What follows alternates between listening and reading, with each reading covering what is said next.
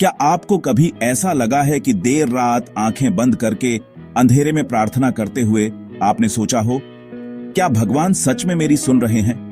आप अकेले नहीं हैं। सदियों से आप और मेरे जैसे आध्यात्मिक सीकर्स इस सवाल से जूझते रहे हैं। हम अपने वर्ड्स, होप्स, विशेस, कभी कभी तो डेस्परेट प्लीज यूनिवर्स में भेजते हैं, लेकिन उसके बाद क्या होता है? क्या कोई या कुछ सच में सुन रहा है?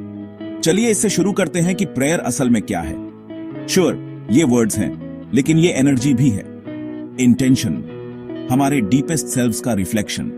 जब मैं प्रे करता हूं तो ये सिर्फ रिक्वेस्ट की लिस्ट नहीं है, ये सरेंडर है। एक ऐसा मोमेंट जहां मैं एडमिट करता हूं, हे, मैं ये सब अकेला नहीं कर सकता। अब आंसर्स के बारे में, हम अक्सर क्लाउड से आवाज या कोई मिरेकल सीधे हमारी गोद में गिरने की उम्मीद करते हैं, लेकिन सोचिए, अगर गॉड या यूनिवर्स या आप जिस भी हायर पावर में विश्वास करते हैं वैसे जवाब देते जैसे हमने सोचा था, तो क्या हमें पता भी चलता, या हम इसे कोइंसिडेंस मानकर ब्रश ऑफ कर देते? मैंने अपनी स्पिरिचुअल जर्नी से जो सीखा है वो ये है, आंसर शायद ही कभी उस फॉर्म में आते हैं जिसकी हम उम्मीद करते हैं। कभी कभी आंसर एक सडन इंसाइट होता है, शांति का एहसास, या फिर एक बंद दरवाजा। कभी कभी ये खामोशी होती है, एक जेंटल रिमाइंडर कि चलते रहो, बढ़ते रहो, ट्रस्ट करो।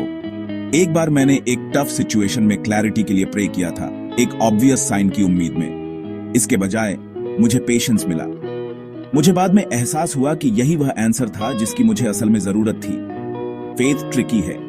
ये सब कुछ पाने के बारे में नहीं है, ये ट्रस्ट करने के बारे में है कि आपको गाइड किया जा रहा है, तब भी जब आपको रास्ता न दिखे। शायद प्रेयर भगवान का माइंड बदलने के बारे में नहीं है, बल्कि हमारे अपने दिलों को बदलने के बारे में है।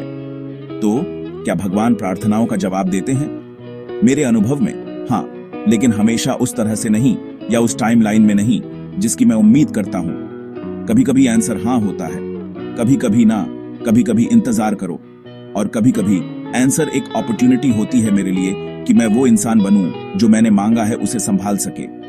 अगर आप प्रे कर रहे हैं, इंतजार कर रहे हैं और सोच रहे हैं, तो हार मत मानिए। ओपन रहिए, प्रेजेंट रहिए। आंसर शायद पहले से ही आ रहा हो, बस उस फॉर्म में नहीं जिसकी आपने कल्पना की थी। और याद रखिए, कभी कभी सबसे बड़ा गिफ्ट सीधा आंसर नहीं होता, बल्कि वो ट्रांसफॉर्मेशन होता है जो आप में आता है जब आप इंतजार कर रहे होते हैं। मेरे साथ रिफ्लेक्ट करने के लिए धन्यवाद। अगर इसने आपके दिल को छुआ है तो अपने विचार नीचे शेयर करें। मुझे आपकी कहानी सुनना अच्छा लगेगा।